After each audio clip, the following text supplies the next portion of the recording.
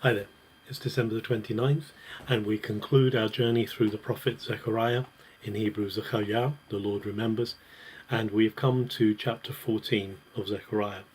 This is a very, what we would call, apocalyptic chapter. This is a chapter that takes the lid off the end things, where the prophet is looking towards the final outcome, the culmination of history, as it were.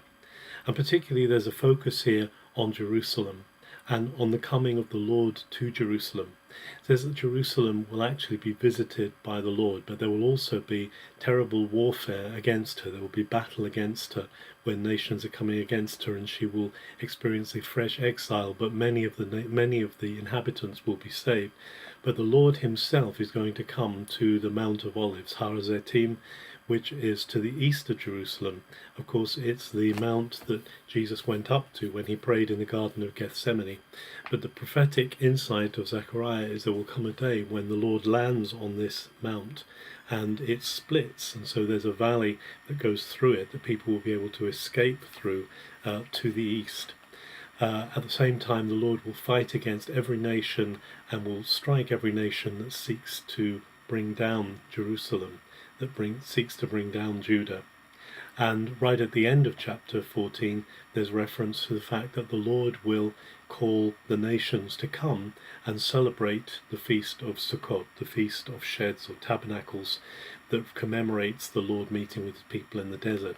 And not just the Jews will come, but actually it will be enjoined upon all the nations to come to this festival and to acknowledge that the Lord himself is the Lord. The Lord is the one who encounters his people. The Lord is the maker of heaven and earth.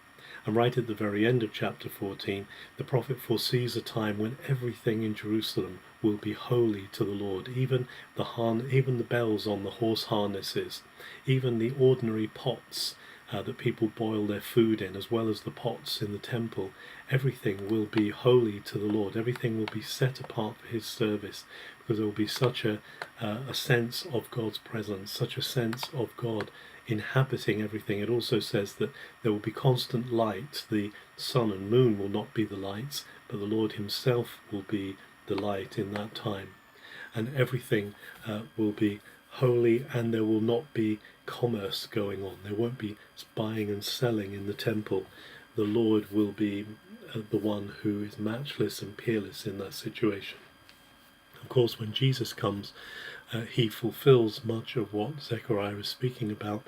He fulfills the sense of coming, and he drives out the traders from the temple. He brings holiness where he steps, but there is a sense in which we're still awaiting that second coming, that return of Jesus to the Mount of Olives, when many believe that he will come physically to that place and encounter Israel just as Zechariah promises. Even today there are nations that are going up at the Feast of Tabernacles, the Feast of Sukkot, to Jerusalem to visit it.